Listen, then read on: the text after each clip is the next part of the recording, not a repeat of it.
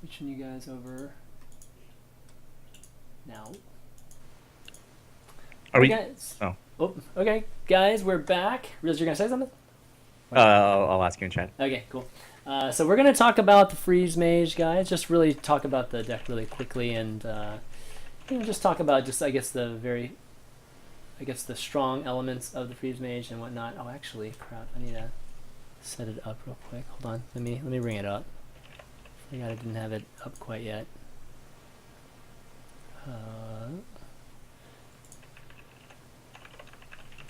Sorry about that, guys. Give me 1 second.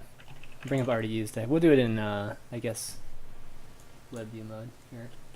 Okay. Whoops. Actually, no. Give me 1 second, guys. Talk about something, guys, while I'm doing this real quick. So yeah, Um, Freeze Mage. You said that Freeze Mage is a really good deck, and yeah, that's what I feel about it.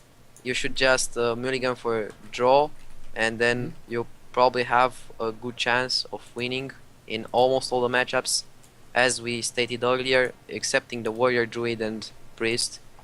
And that was the reason for me picking it at DreamHack. And I think also that with just Freeze Mage and Miracle Rogue you cover almost all the meta, excepting Rush decks. Don't you think about the same, Realz? You said you are an old Freeze Mage player. yeah, and the current meta means that it can be good because of just how powerful Miracle Rogue is and how common warlocks are, especially on the ladder. Freeze ends up being something that you can play. The reason, again, like I'll reiterate it, I'll say it again. The reason you play Freeze Mage, if you do, is to beat Warlock, to beat Miracle Rogue, and to beat Shaman. Those are the things that it beats very, very handily. It actually does very well against Hunter aggro as well if they don't have Flare or if they don't draw Flare. But the things Freeze Mage loses to is Warrior control all the time, every time. Okay. Uh, it loses to Druid. You have a good chance against Druid, but it's like maybe 40% chance at best, and then you lose to the card flare. So those are the most significant things. Other decks are a little bit harder to pin down, like various aggro decks and whatnot. Sometimes you lose and sometimes you win.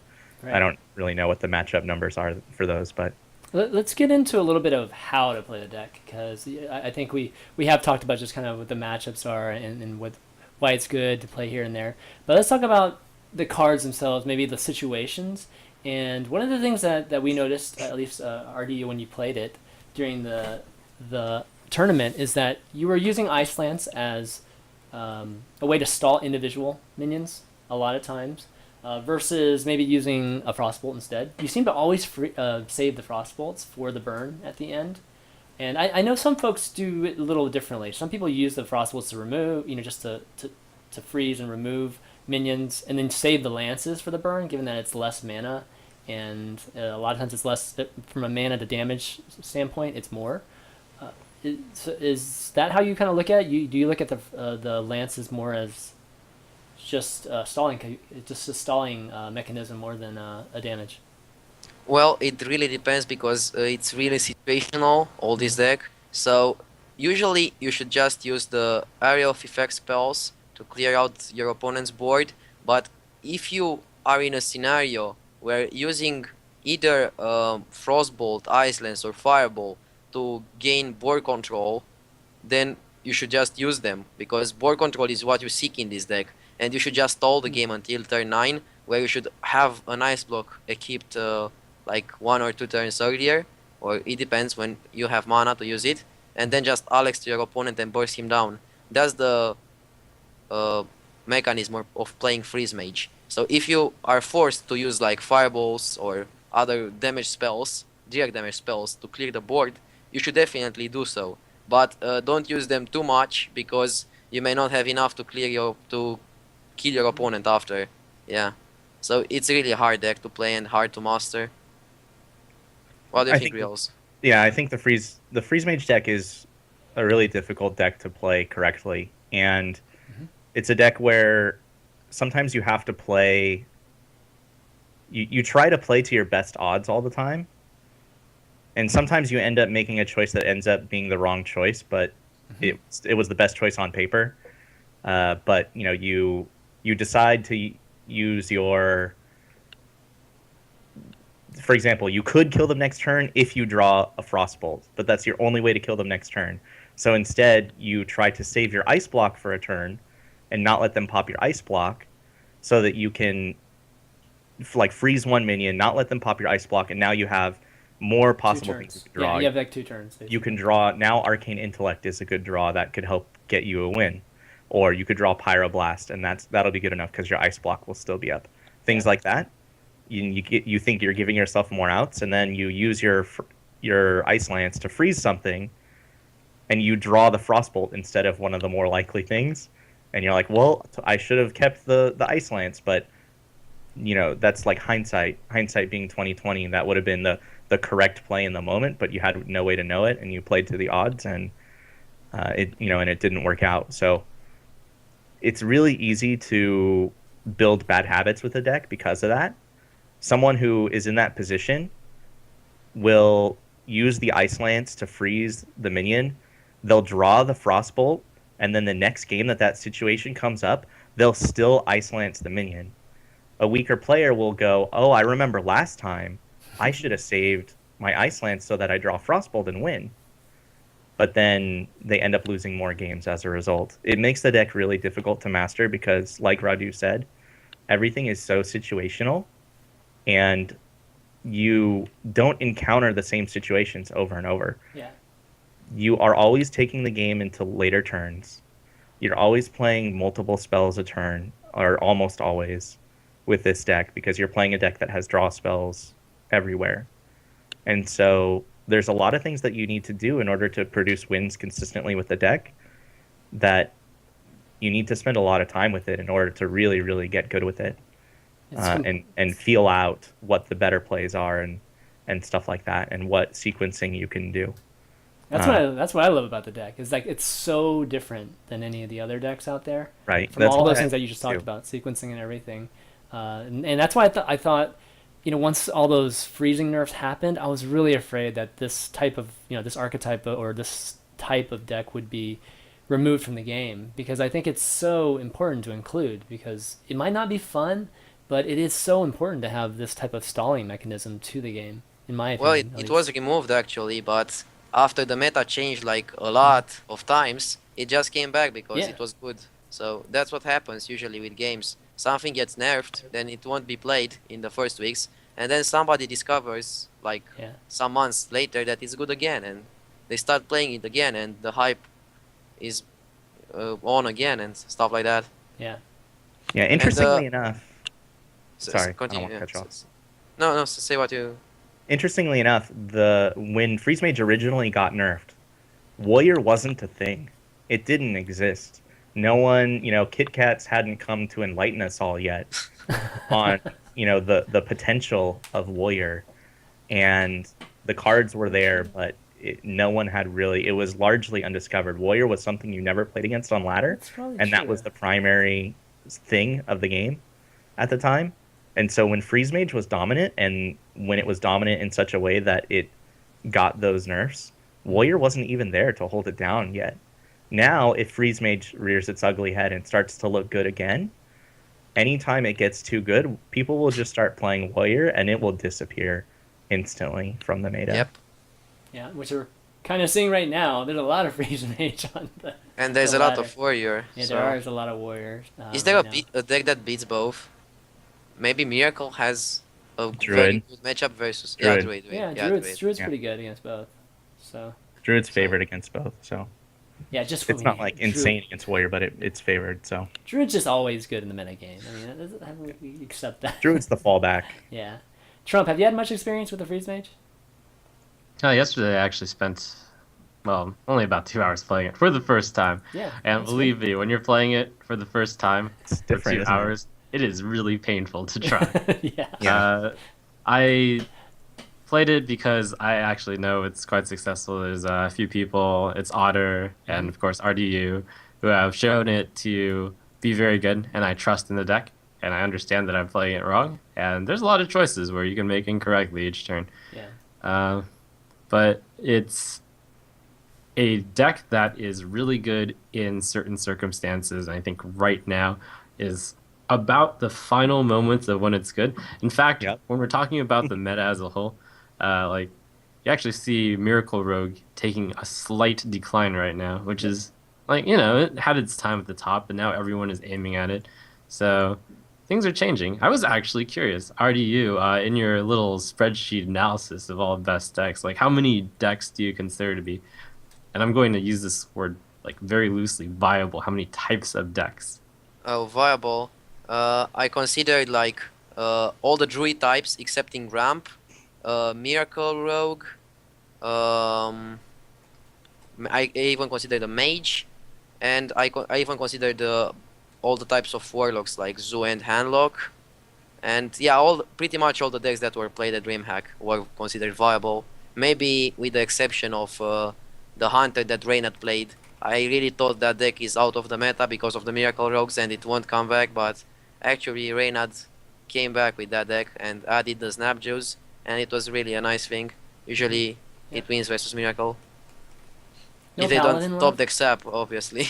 No paladin love. We ever Nope. gonna get any paladin love, guys?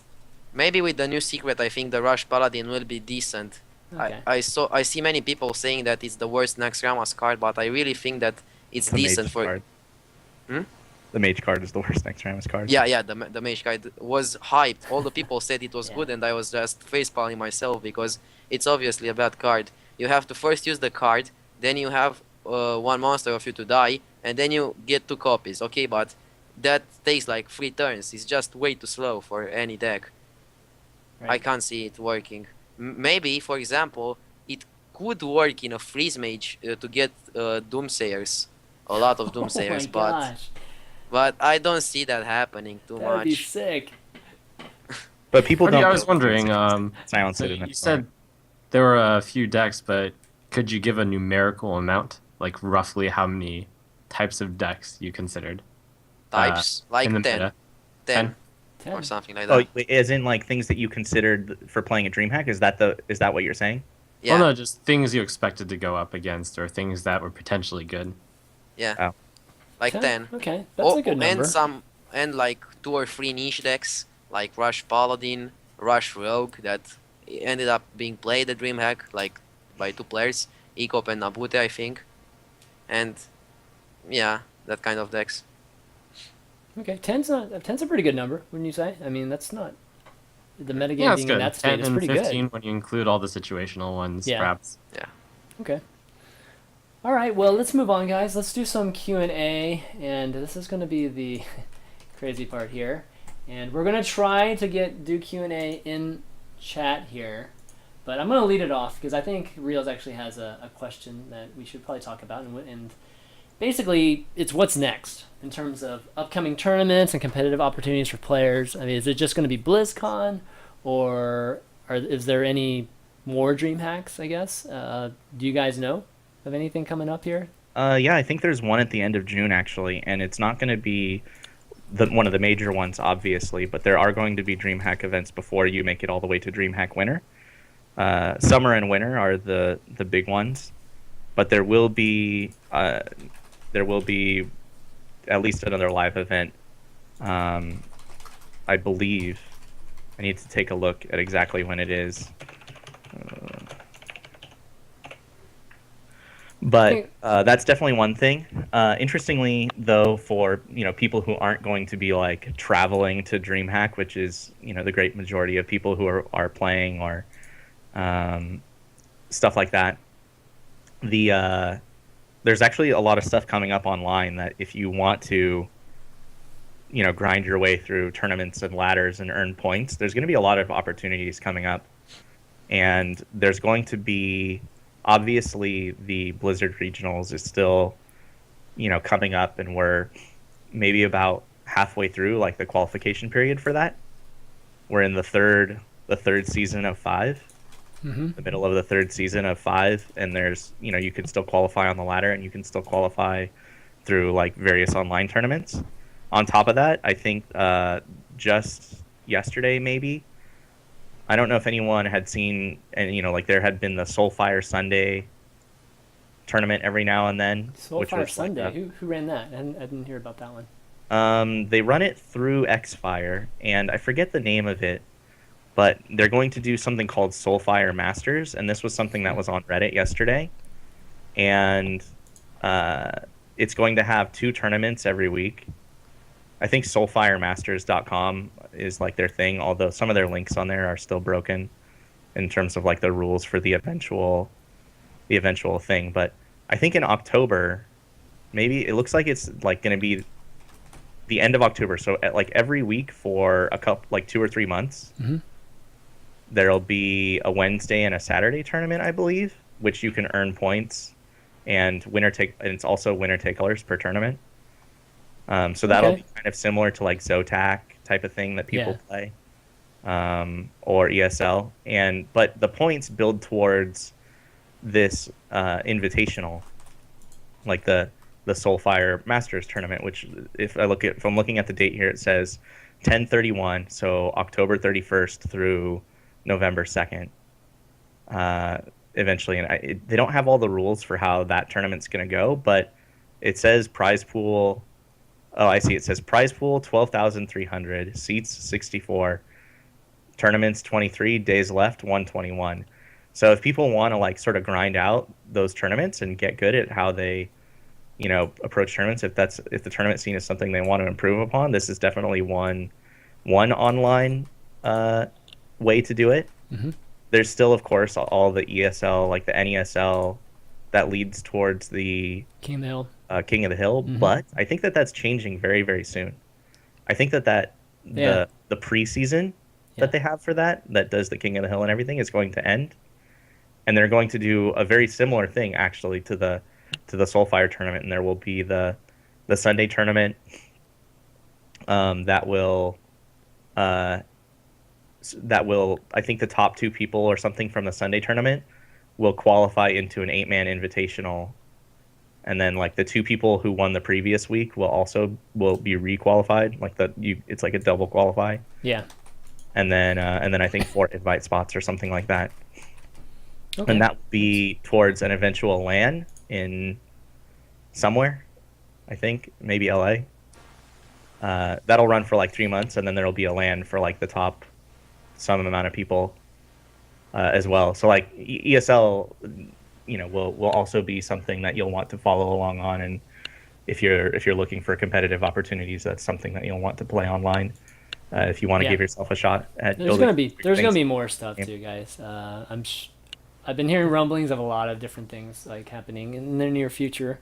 So this is just the beginning. I'm sure DreamHack's gonna be doing some more stuff too, with potentially an open bracket like they did at Summer. Also, I wouldn't be surprised for another one. I mean, don't quote me on that, but I just wouldn't be surprised given how successful it was. Yeah. To go exact numbers, we didn't actually talk about exact numbers. I heard rumors. Don't confirm this again. The DreamHack folks will confirm it. I heard rumors we got 80, 90,000 concurrent on Via Game. Which is insane for like a insane. new service. Yeah, that's insane. Given Like that there's one would guess that if it had been on Twitch or something like that it, maybe it would have been like 150 or something insane. Can I get your source on that? I've just been hearing rumblings from just with the various people in and around DreamHack. It's not confirmed, so we'll see whenever the actual numbers come out. And I heard something similar. Yeah, so I mean it was believe. yeah. What I heard was like around 30 or so on the first day, and then just progressively got up. And the last day was just the plays and the crazy comebacks and stuff were at its highest on the last day. So it just ended up going crazy there. And also the drama. Yeah, well, the drama I'm not sure hurt or helped it honestly, but I guess it can't hurt it given I think it was like on Reddit all at one point, so that's kind of crazy. Okay, I got some questions here. I got 4 questions. We're just gonna go with 4 that I pulled out through all the questions that were in the chat. And Skull Manias asks for RDU. Do you have any plans for the money that you won? No. Actually, I must receive them first, and after that, I will see what I can do with them. And I don't have any plans. I would probably just keep them in the bank, and That's smart. when I need them, I will just take them out. That's a smart man right there. Mhm. Yeah. Put it in the bank. Okay, Yeah. Mr. Penta asks, question, do you have any regrets from DreamHack? RDU and Reels? I guess Reels go first. I don't think I regret anything. It it was really fun to be there. I'm glad that in the grand scheme of things, I'm really happy for how I finished overall because it was really important for me personally to at least win something in terms of money from the event because I think I was the only North American player who traveled there entirely on his own dime. Yeah. I don't know if that's true, but I think it might be. And that was a pretty big undertaking for me because I'm by no means a rich man. I'm relatively simple lifestyle. I like simple things. I just want to be able to work and live my life and game and whatever. So traveling out to Sweden was a big undertaking, and I got something back out of it. I can't say that I regret not winning. It's more that I just wish I had won. But in terms of the choices I made and the preparation I did and the way I played out the games, I definitely made some mistakes, and I guess those are like minor regrets unto themselves. But overall, it was a good experience, and I don't think I regret anything.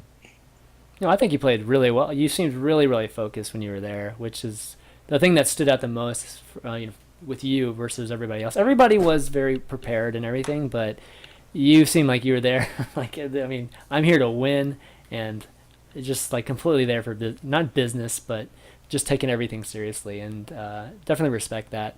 And we were all rooting for you too. Just we were rooting for a lot of people, but we were rooting for you too, for sure. Let's see. RDU, do you regret anything? Yeah, I regret two things. The boy. one thing that is kind of small because it didn't really matter was changing the warrior to shaman, and I Okay. didn't need the shaman, so I really regret that. But the thing that I regret the most was not deleting my friend list one day ago Yeah. because it ended up being uh, pretty bad because now it's a whole drama until. Well, wait. So did they ask you to do it beforehand, or No, you're no, just no, talking no. about? Okay. You No, okay. if I had the premonition or something that Yeah. that would happen, but I never expected somebody to be Sure. that, yeah, kind of a person that messages and tries to get me DQ'd or something. I didn't expect my friend list players to be like that. I had a guy from a tournament, so I had Okay. to delete him probably after the game, like most of the people do, but I Yeah. don't know. Okay. Let's see. Next question. Lamos King. Do you think? I regret not going. Oh, Trump. Do you have any regret not going? Yeah, that would have been. Really Been regret great. not going? Is that true? Yeah. If there was something like this again, I would probably go. Yeah, we Because missed you. I mean, there, you for were sure. you were missed. You were definitely missed. Yeah, it would be And fun to Yeah. have you there. I mean, I have a question too. I have a follow up question for that statement because were you offered a seed? Did you apply for one, or did you just ignore it completely and you weren't approached, nor did you pursue it and just decided against it right from the start? I don't know if I want to share that, but I think it's likely Not the that answer, I if you don't. would have gotten a seed into the top 16 if I wanted to pursue that. Mhm. And I didn't go despite knowing that I probably could have gotten a seed. Yeah. I know that you had been outspoken a little bit about not wanting to travel too much. I don't know if that's true or not. This is hearsay, really. But I mean, I guess I understand it. But it was a really good experience. I think you would have enjoyed it. Yeah, I Yeah. mean, like you said, Reels, That's like just before we conjecture. started, you were yabbering about how, oh my gosh, the airport, I had to sleep there, there's nothing comfortable, I had to wait like hours. I hate traveling, and especially I had a blast, man. yeah. I mean, when I'm you're not there, I'm opposed sure to it's traveling really, either. really fun. It's just the traveling part sucks. The guys are all agree. Yeah, I hear great, you. and I Yeah. mean, it's just like a family in the Hearthstone community, and I got a chance to meet a lot of new people, like yourself, Radu, and guys like 602. I know he's got a question too, but there are a lot of guys that you just meet, and it's funny how it's like a big family when we're all together. That's what's the most fun about it. And yeah, you're definitely missed, Trump. So next one, That'd be awesome if you were there too. All right, Lamos King, third. So we're gonna, yeah, third question. Do you think that a Hearthstone league that involves teams would be viable for the game? Think similar to Pro League from StarCraft. Isn't it already, or wasn't it like There Fight Night is, and Gentleman's Cup or something like that? yeah, there. So there is a team league right now that involves some of the teams, but honestly, a lot of the teams aren't the big teams or the big team names that we know of. So I don't think it's like the premier team league quite yet. But to answer the question, I'll answer given that I have such a I just know a lot about the StarCraft scene. I think it's totally viable. I just don't know if it's right now, given that a lot of the teams are starting to form and starting to build big enough rosters that would make a team league compelling. Because I think you need at least 5 guys to really make a team league compelling. Just so like when you're matching up teams, you can at least have 5 like best of 5s or best of 7s versus 3 guys going matching up to represent a team. It's not quite the same, right? And so I think a lot of the teams that we're seeing that have big that people know like Tempo Storm and Curse and we saw TSM pick up Masan, and there's some other rumblings of some bigger teams from other esports starting to pick up players too. I think once that kind of settles down and we kind of start seeing it, then a team league, whether it's started or not, will start to become very prominent in the community. But I don't know. What are your opinions, Trump? What do you think? Yeah, team leagues are great. Yeah. All right. Anybody else? Anybody else have opinions on team leagues? I think I it's mean, on fine. a more broader perspective, like Real said earlier, I am happy for all the additional leagues in general that are open to the public, which are over time. And like those are also great. I don't know Yeah, whether or not the both. team leagues are better or worse, or if they're a variety. I'm sure they've done more market research than I have. I don't know if it will become the biggest thing, but it certainly is a possibility. And uh, sort of a little bit of the groundwork has already been laid by some of the organizations who have already done similar things. And I think it's possible. I can't say whether it's likely or not, but the game is still growing, and there are going to be more things popping up here and there. There was already Fight Night. There Yep. was already Gentleman's Cup, and I think there's a similar Still the something going DK, on right now. Yeah. the Something going. DKMR Invitational as well, which Yeah. it's not like a large roster, but it is like a team based thing, and I think there might even be one like today or Yeah. A match today. soon. I think so. Yeah. Something like that. So Google that DKMR Invitational to sort of wet your whistle if you're asking because that's your cup of tea. So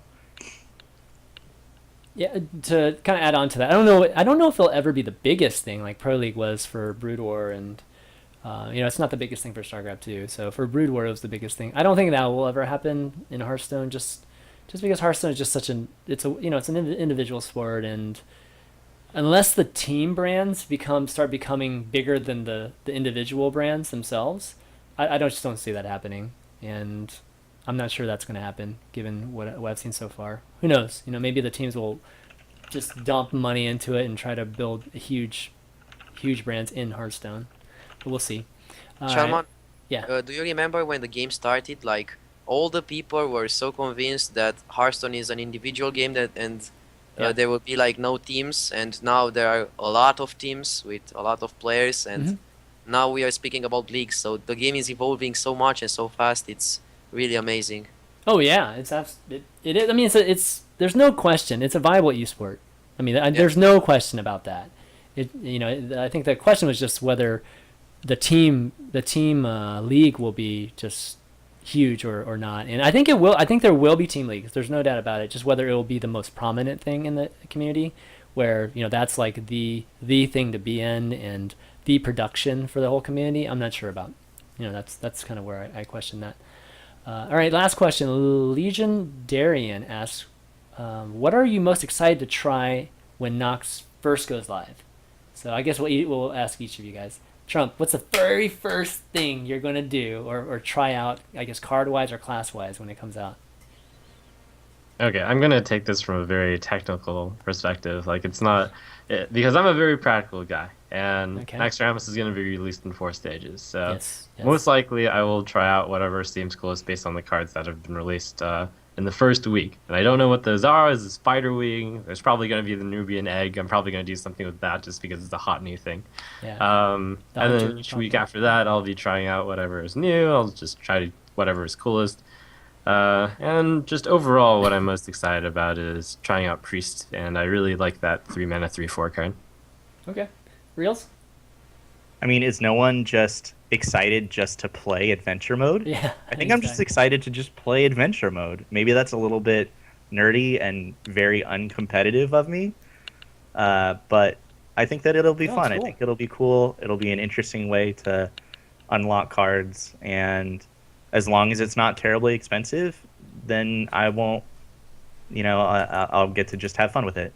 So, as far as the cards go, I do think I'm going to be at least testing out how good Nerubian Egg really is, and see whether it's good enough to be, whether it's potentially better. It makes decks better than current ones. Nerubian Egg is a card that will either be very good or else it just won't be good enough, and Yeah. I think it'll be good enough. So I guess that's the main thing in terms of the cards and the competitive aspect. But I'm mostly just looking forward to playing the adventure mode. It seems like it'll be cool. Radu? Yeah, I'm really looking forward to see Nerubian Egg and the Warlock card because I already thought of some combos with them. For example, Nerubian Egg and Cruel Taskmaster. You just Cruel Taskmaster the Nerubian Egg, clear a 3/2 or something, and then you get a 4/4. So it's almost free. And Nice. and usually Warrior dies to AoE, and if they want to AoE you, you'll get a 4/4, and that's also good. And for the Warlock card, I thought like that Warlock card, I forgot its name, plus Shadow Flame, and then you click the whole board, and you might get a free Doom Guard, Yeah. and that's just insane if you think about it. Yeah. That's true. The Warlock card seems to be the strongest one too. Yeah, I kind of agree with the Reels. I'm just excited to see what the adventure mode will be like, and I'm kind of curious about the new Hunter card actually today. Nerubian Egg, I think everybody is going to try out on the first day. That card seems so good, but I'm pretty curious about the Hunter one that they announced today. So I'll probably try that out. And it should come out in the first dungeon, right? Given that it's a spider looking like a card. So I'm expecting that one to be one of the early ones. But okay, guys, that's going to be it for the questions. And guys, thanks for coming on. Reels, Radu, thanks for coming on, being our guest today. It was really a pleasure having you guys on, getting your insights on everything, DreamHack, and just all the different decks and everything. But you want to do some shout-outs and thank yous? Reels, do you want to start us off? I didn't get to do this at the tournament. Yeah. I thought that I would have an opportunity to in the top 4, but it turns out I would have had to make it to the finals to say anything. I shout out to the people that helped me prepare, mainly Luigi's from Team Mana Grind, and then Chalky and Blackout as well. Those people really helped me a lot with my preparation for the tournament, and helped me set up a good strategy and figure out what people were likely to be playing and get a hold on the tournament metagame. So definitely big thanks to them. Shout out to Mana Grind just overall. And I guess that's it. All right. Radu? Yeah, I would like to do the same thing and shout out to the people that helped me prepare, like Daniel and Ivan, and to all the people that know the truth that I'm not a cheater. Yeah, And- I can't believe people even genuinely believe that you did. It's just insane. Yeah, happens, drama. If I were to be more dramatic, I would just shout out to my mother. Or something like, "Hi, mom." That's I want to say hi to my mom. Exactly. Okay. Yeah. You want to plug your Twitters or your Twitches, both of you guys? Anything? Yeah. Should we Yeah. put go for them it. on the chat? Yeah, you can throw uh, them in the chat. You can say it. Whatever you want. Twitch TV, and then it's Radu_HS. Okay. Yeah, my Twitter's at Realz_HS, and Twitch is just Realz_. So Okay. Awesome. Trump. Shout outs. Thank yous. Yeah, I have a general shout out to the good people of the world. I think it was earlier that people, one of you said that Hearthstone is kind of like a family, and to an extent that is true. Especially the people who have just traveled to a lot of tournaments and have gotten to meet each other a few times. You start to get to know them as competitors, and sometimes even close and dear friends. And those people are cool. And more cool though is you viewers who That's right. enjoy watching the tournaments. But you know what else? The cool part of being a viewer is making sure that you support your players and you don't like go on witch hunts and that you don't sling mud and whatever just because it is a hurtful thing. Not everyone can withstand that, like not even for me.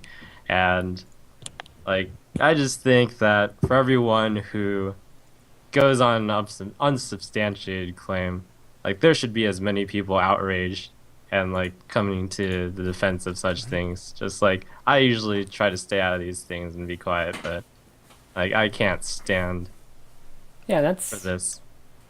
that's And a I just good hope point. like a lot more people feel that way. Yeah, Yeah, I'd love to see more people coming to the I defense agree with rather you. than being on the assault.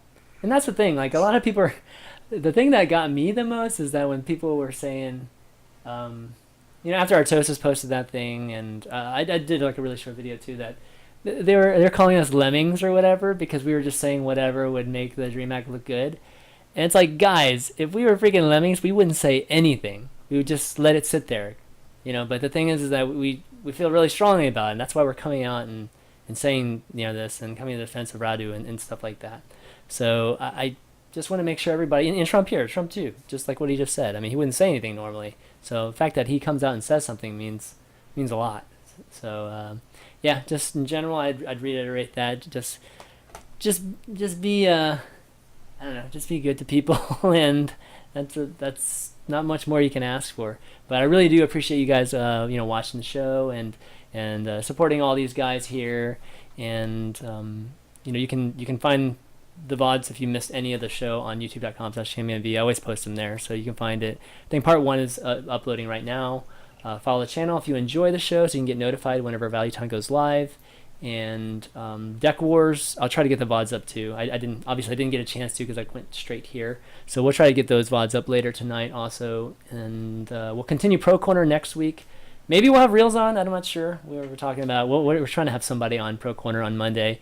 For those of you that don't know about it, it's a show all about just coaching and just learning how to play certain decks and walking through it. And we'll continue it next week. But that's going to be it for Value Town, guys. So for Reels, Radu, Trump, and myself, ChanManV, we'll see you next time. Later.